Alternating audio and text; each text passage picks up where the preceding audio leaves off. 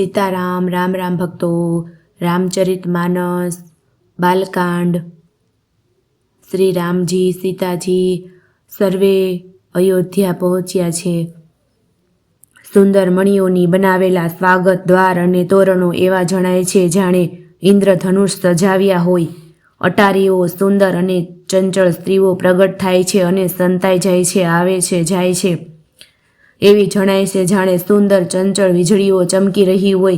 नगाराना ध्वनि जाणे वादळोनी घोर गर्जना छे। याचक गण बपैया देडका अने मोर छे। देवता पवित्र सुगंधरूपी जळ वरसावी रह्या छे, तेथी खेतीनी जेम नगરના બધા સ્ત્રી પુરુષ હરખાઈ રહ્યા છે। પ્રવેશનો સમય જાણીને ગુરુ વશિષ્ઠજીએ આજ્ઞા આપી ત્યારે રઘુકુળ મણિ મહારાજ દશરથજીએ શિવજી, પાર્વતીજી અને ગણેશજીનું સ્મરણ કરીને સમાજ સહિત આનંદિત થઈને નગરમાં પ્રવેશ કર્યો। સુકન થઈ રહ્યા છે, દેવતા દુદુંભી વગાડી રહ્યા છે, ફૂલો વરસાવી રહ્યા છે। દેવતાઓની સ્ત્રીઓ આનંદિત થઈને સુંદર મંગળ ગીતો ગાઈ ગાઈને નાચી રહી છે। સુંદર માં ગંધસુંત ભાટ અને નટરાજ રાજા દશરથ અને શ્રીરામના ત્રણેય લોકોને જગમગાવનારા નિર્મળ યશ ગાઈ રહ્યા છે। જય ધ્વનિ તથા વેદની નિર્મળ શ્રેષ્ઠ વાણી સુંદર મંગળથી તરબોળ થઈ દસે દિશાઓમાંથી સંભળાઈ રહી છે।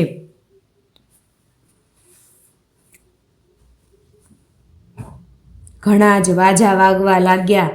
આકાશમાં દેવો, નગરમાં લોકો સર્વે પ્રેમમાં મગ્ન છે। જાનૈયા એવા બન્યા ઠન્યા છે કે તેમનું વર્ણન નથી થઈ શકતું। પરમ આનંદિત છે, સુખ તેમના મનમાં સમાતું નથી। ત્યારે અયોધ્યાવાસીઓએ રાજાને જુહાર કર્યા, લળી લળીને પ્રણામ કર્યા। શ્રી રામચંદ્રજીને જોતા જ તેમને પ્રસન્ન થઈ ગયા। મણિ અને વસ્ત્ર ન્યોછાવર બધાઈ કરી રહ્યા છે। નેત્રોમાં પ્રેમાશ્રુઓનું જળ ભર્યું છે અને શરીર પુલકિત છે। નગરની સ્ત્રીઓ આનંદિત થઈને આરતી કરી રહી છે અને સુંદર ચારેય કુમારોને જોઈને હરખાઈ રહી છે। પાલખીઓના સુંદર પડદા ઉઘાડીને તેઓ વધુઓને જોઈને સુખી થાય છે। આ રીતે બધાને સુખ આપતા કુમારો રાજદ્વારે આવ્યા। માતાઓ આનંદિત થઈને વહુઓ સહિત કુમારનું પખણું કરી રહી છે। તેઓ વારંવાર આરતી કરી રહી છે। તે પ્રેમ અને મહાન આનંદને કોણ કહી શકે। અનેક પ્રકારના આભૂષણ, રત્ન અને વસ્ત્ર તથા અગણિત જાતની અન્ય વસ્તુઓ ન્યોછાવર કરી રહી છે। વહુઓ સહિત ચારે પુત્રોને જોઈને માતાઓ પરમ આનંદમાં લીન થઈ ગઈ। સીતાજી અને શ્રી રામજીની શોભાને વારંવાર જોઈને જગતમાં પોતાના જીવને સફળ માનીને આનંદિત થઈ રહ્યા છે। સખીઓ સીતાજીના મુખને વારંવાર જોઈને પોતાના પુણ્યની પ્રશંસા કરતી ગાન કરી રહી છે। દેવો ક્ષણે ક્ષણે ફૂલ વરસાવી નાચે છે, ગાય છે તથા પોતાની સેવાઓ સમર્પણ કરે છે। ચારેય મનોહર જોડીઓને જોઈને સરસ્વતીએ બધી ઉપમાઓને ખોળી કાઢી, પણ કોઈ ઉપમા આપી ન શકાય, કારણ કે તેમને તે બધી બિલકુલ તુચ્છ જણાય છે। ત્યારે હારીને તે પણ શ્રી રામજીના રૂપમાં અનુરક્ત થઈને એકી ટચે જોતા રહી ગયા। વેદની વિધિ અને કુળની રીતિ કરીને અર્ધ્ય પાગરણ પગ મૂકવા માટે વસ્ત્ર પાથરી આપતી વહુઓ સહિત સર્વે પુત્રોને પોખી માતાઓ મહેલમાં લઈ ગઈ। સ્વાભાવિક રૂપે જ સુંદર ચાર સિંહાસન હતા, જે જાણે કામદેવ જ પોતાના હાથથી બનાવ્યા હતા। તેની ઉપર માતાઓએ રાજકુમારીઓ અને કુમારોને બેસાડ્યા અને આદરની સાથે તેમના પવિત્ર ચરણ ધોયા। પછી વેદની વિધિ અનુસાર મંગળોના ભંડાર, વર અને વધુઓને ધૂપ, દીપ અને નૈવેદ્ય આદિ દ્વારા પૂજા કરી માતાઓ વારંવાર આરતી કરી રહી છે અને વરવધુઓના માથા ઉપર સુંદર પંખા તથા ચામરો વીંજાઈ રહી છે અને વસ્તુઓ ન્યોછાવર થઈ રહી છે। સર્વે માતાઓ આનંદથી ભરપૂર થઈને એવી સુશોભિત થઈ રહી છે જાણે યોગીઓએ પરમ તત્વને પ્રાપ્ત કરી લીધું। કાયમના રોગીએ જાણે અમૃત મેળવી લીધું। જન્મનો દરિદ્ર જાણે પારસ પામી ગયો।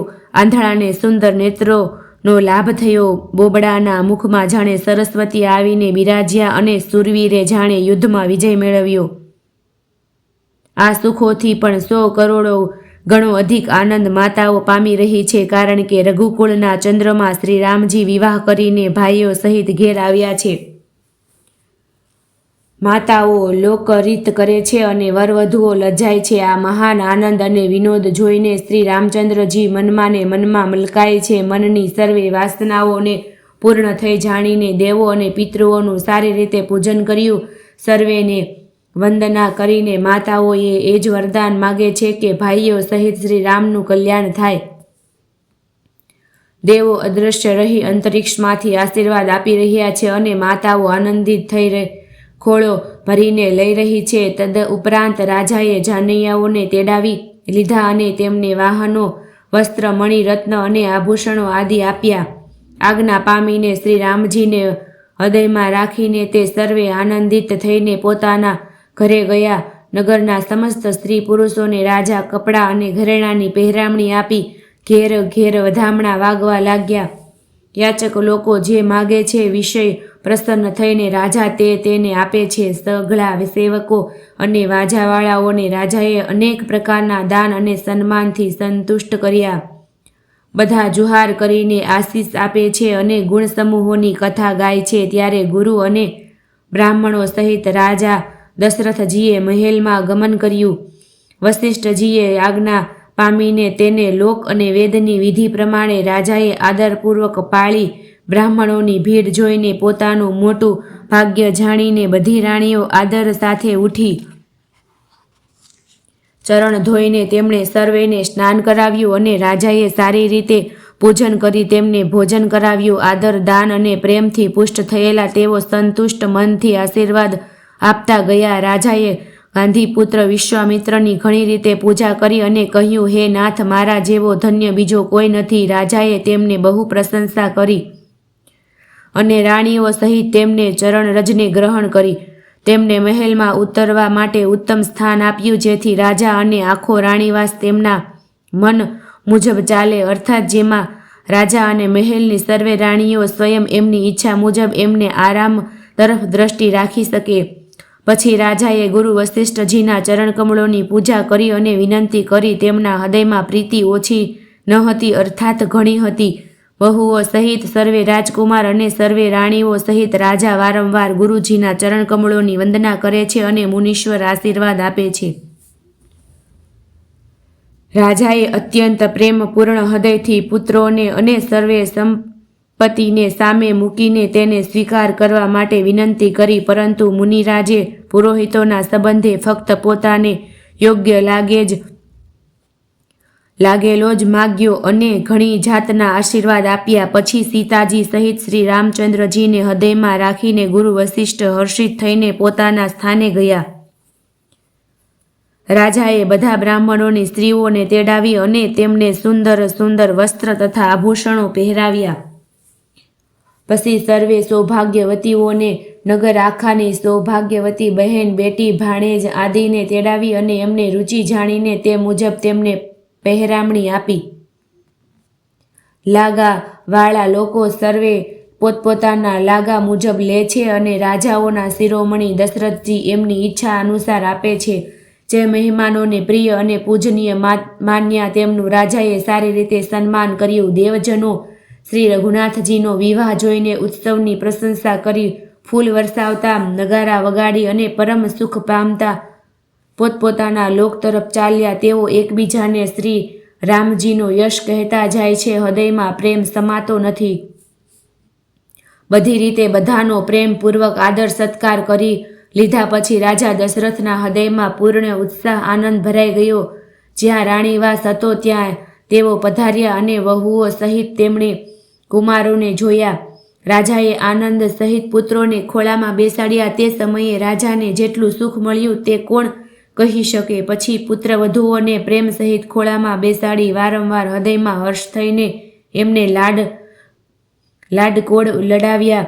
આ સમારંભ જોઈને રાણીવાસ પ્રસન્ન થઈ ગયો. સર્વેના હૃદયમાં આનંદ નિવાસ કરી લીધો. ત્યારે રાજાએ એ રીતે વિવાહ થયો હતો તે બધું કહ્યું. તેને સાંભળીને હર કોઈને હર્ષ થાય છે. રાજા જનકના ગુણશીલ, મોટાઈ, પ્રીતિની રીતિ અને સુહામણી સંપત્તિનું વર્ણન રાજાએ ભાટની જેમ ઘણી રીતે કહ્યું.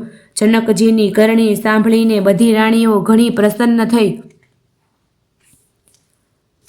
પુત્રો સહિત સ્નાન કરીને રાજાએ બ્રાહ્મણ, ગુરુ અને કુટુંબીઓને બોલાવી અનેક પ્રકારના ભોજન કરાવ્યા. આ બધું કરતા કરતા 5 ઘડીની રાત્રિ ગઈ.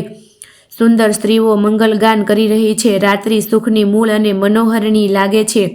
બધાએ આચમન કરી પાન ખાધા અને ફૂલોની માળા, સુગંધિત દ્રવ્ય આદિની વિભૂષિત થઈને બધા શોભાથી છવાઈ ગયા.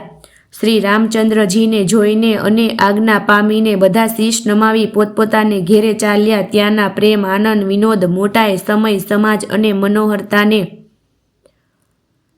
સેંકડો સરસ્વતી, શેષ, વેદ, બ્રહ્મા, મહાદેવજી અને ગણેશજી પણ નથી કહી શકતા, તો ભલા હું તેને કઈ રીતે વખાણીને કહું? ક્યાંય અળસિયું પણ ધરતીને માથે ધારણ કરી શકે? રાજાએ બધાનું બધી રીતે સન્માન કરીને કોમળ વચન કહ્યા.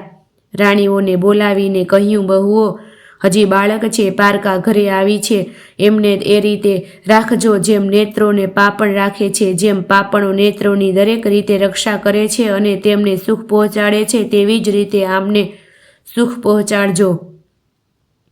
છોકરાઓ થાકેલા છે, નિંદ્રાવશ થઈ રહ્યા છે, તેમને લઈ જઈને શયન કરાવો. એમ કહી રાજા શ્રી રામચંદ્રજીના ચરણોમાં મન લગાવી વિશ્રામ ભવનમાં ચાલ્યા ગયા. રાજાના સહજ સ્વભાવથી જ સુંદર વચન સાંભળીને રાણીઓએ મણીઓથી જડેલા સુવર્ણના પલંગ પથરાવ્યા. ગાદલા પર ગાયના દૂધના ફેણ જેવી સુંદર અને કોમળ અનેક સફેદ ચાદરો પાથરી સુંદર ઓશિકાઓનું વર્ણન કરી શકાતું નથી. મણીઓના મંદિરમાં ફૂલોની માળાઓ અને સુગંધી દ્રવ્યો સજાવેલા છે. સુંદર રત્નોના દીપકો અને સુંદર ચદરવાની શોભા કહેવાતી નથી. કહેવાઈ શકાય કેમ? જેને તે જોઈ હોય તે જ જાણી શકે. આ રીતે સુંદર શૈયા સજાવીને માતાઓએ શ્રી રામચંદ્રજીને ઉઠાડ્યા અને પ્રેમ સહિત પલંગ ઉપર પોઢાડ્યા. શ્રી રામજીએ વારંવાર ભાઈઓને આજ્ઞા આપી પછી તે પણ પોતાની શૈયાઓ પર સૂઈ ગયા.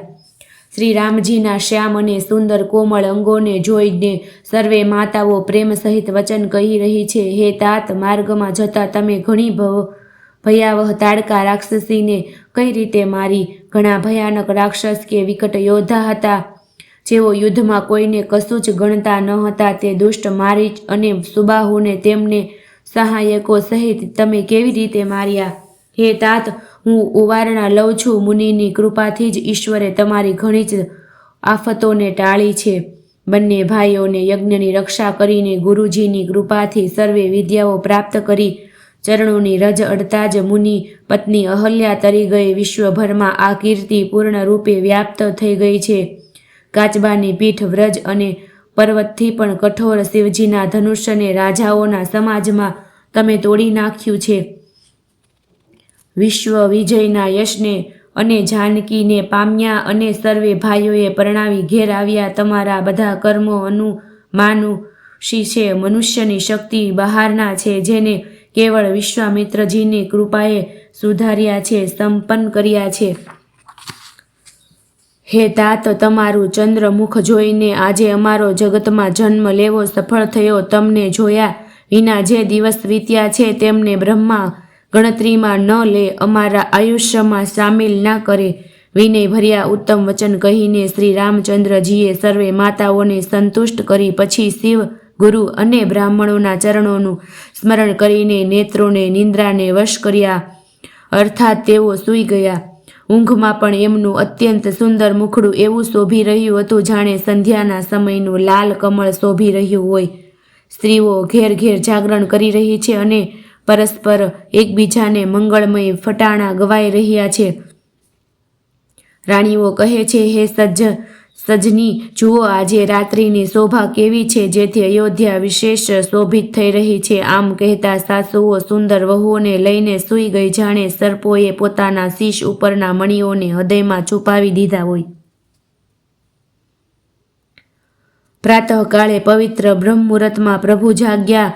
કુકડા સુંદર સુંદર બોલવા લાગ્યા. ભાટ અને માંગંધોએ ગુણોનું ગાન કર્યું તથા નગરના લોકો દ્વાર ઉપર જુહાર કરવા માટે આવ્યા. બ્રાહ્મણો, દેવતાઓ, ગુરુ, પિતા, માતાની વંદના કરી આશીર્વાદ પામીને સર્વે ભાઈ પ્રસન્ન થયા. માતાઓએ આદર સાથે એમના મુખોને જોયા. પછી તેઓ રાજા સાથે દરવાજા બહાર પધાર્યા.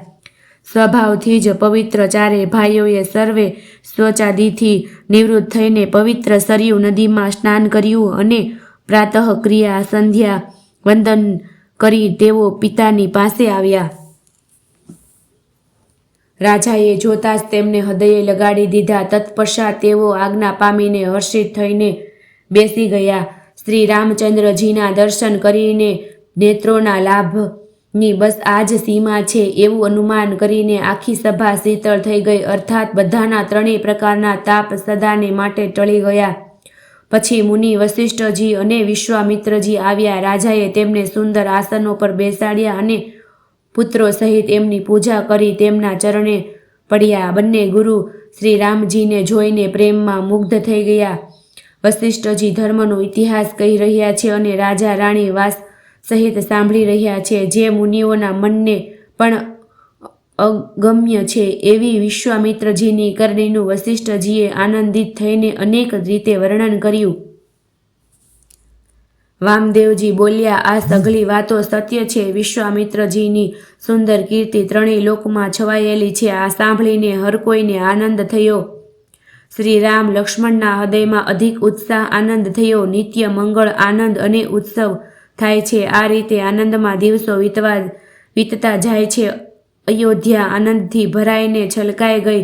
આનંદની અધિકતા વધતી જઈ રહી છે.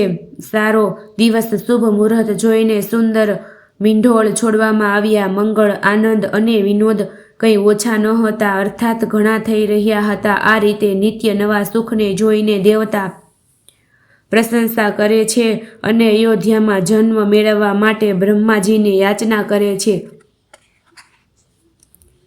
વિશ્વામિત્રજી નિત્ય જવા પોતાના આશ્રમે જવા ઈચ્છે છે, પરંતુ રામચંદ્રજીના સ્નેહ અને વિનયને વશ થઈ રોકાઈ જાય છે. દિન પ્રતિદિન રાજાનો 100 ગણો ભાવ પ્રેમ જોઈને મહામુનિ રાજ વિશ્વામિત્ર એમની પ્રશંસા કરે છે. અંતે જ્યારે વિશ્વામિત્રજીએ વિદાય માંગી ત્યારે રાજા પ્રેમ મગ્ન થઈ ગયા અને પુત્રો સહિત સામે ઊભા રહી ગયા. તેઓ બોલ્યા, હે નાથ, આ બધી સંપદા આપની જ છે. હું તો સ્ત્રી પુત્રો સહિત આપનો સેવક છું. હે મુનિ, છોકરા ઉપર સદા સ્નેહ રાખતા રહેજો અને મને પણ દર્શન આપતા રહેજો. આમ કહીને પુત્રો અને રાણીઓ સહિત રાજા દશરથજી વિશ્વામિત્રજીના ચરણોમાં પડી ગયા. પ્રેમ વિહળ થઈ જવાને કારણે એમના મુખમાંથી વાત નથી નીકળતી. બ્રાહ્મણ શ્રેષ્ઠ વિશ્વામિત્રજીએ ઘણી જાતના આશીર્વાદ આપ્યા અને તેઓ ચાલી નીકળ્યા.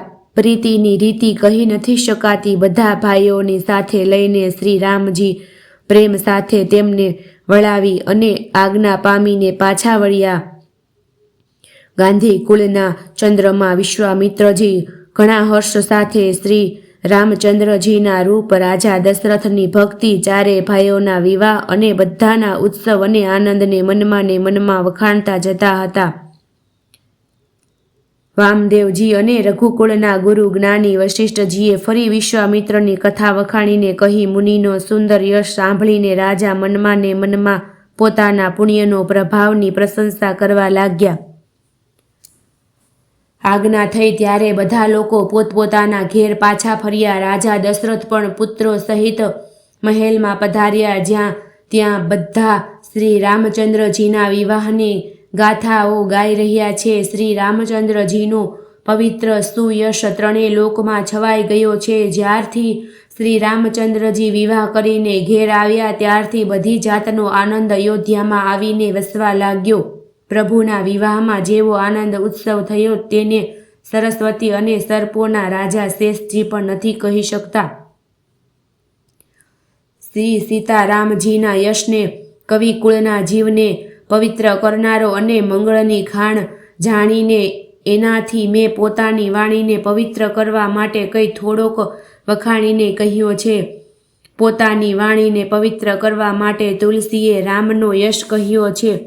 નહીં તો શ્રી રઘુનાથજીનું ચરિત્ર અપાર સમુદ્ર છે. ક્યાં કવિએ તેનો પાર પામ્યો છે? જે લોકો યજ્ઞોપવિત અને વિવાહના મંગળમય ઉત્સવનું વર્ણન આદર સાથે સાંભળીને ગાશે તે લોકો શ્રી જાનકીજી અને શ્રી રામજીની કૃપાથી સદા સુખ પામશે. શ્રી સીતાજી અને શ્રી રઘુનાથજીના વિવાહ પ્રસંગને જે લોકો પ્રેમપૂર્વક ગાશે સાંભળશે તેમના માટે સદાય ઉત્સાહ આનંદને આનંદ જ છે. કેમ કે શ્રી રામજીનો યશ મંગળનું ધામ છે. કળિયુગના સંપૂર્ણ પાપોનો વિધ્વંસ કરનારો શ્રી રામચરિત માનસનો આ પહેલો સોપાન સમાપ્ત થયો. બાલકાંડ સમાપ્ત. શ્રી સીતારામ અર્પણમસ્તુ.